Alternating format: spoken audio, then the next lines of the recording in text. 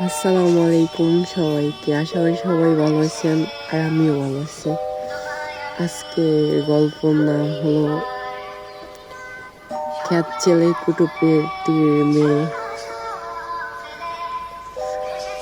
ভার্সিটির গেট দিয়ে যখন ঢুকতেছিলাম তখন হুট করে একটি মেয়ের সাথে ধাক্কা খেলাম।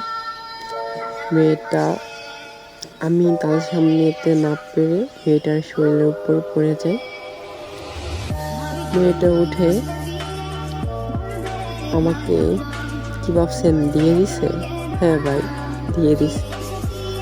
থাপ্পড় মেরে বলতেছে, চোখে দেখোস না নাকি খ্যাত কোথায়? এসব খ্যাত কোত্থেকে যে আসে ভার্সিটিতে। চুপ করে কি আর বলবো, মুখে হাত দিয়ে চলে গেলাম ভিতরে যাওয়ার পর আমার উপরে নজর পড়লো আরো কয়েকজনের। দেখি ওরা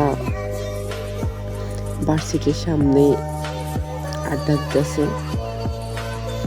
এরপর আমাকে ডাক দিতেছে, ডাক দিয়ে বলতেছে, এই ছেলে এদিকে কথা শুন। আমি তো নিচের দিকে চায়া হাসতেছি, আমি আর তাকাই না। 3বার পর একটি মেয়ে এসে বলতেছে, এই ছেলে তোর কি বাপ বাইরে গেছে? তোর যে ডাকতেছি তুই কথা শুনিস না? আমি বললাম, কই, আমি তো শুনি নাই।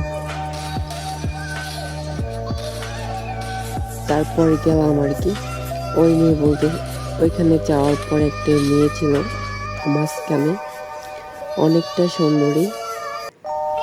যাকে দেখে আমি ক্রাশ খেয়ে গেলাম। তারপর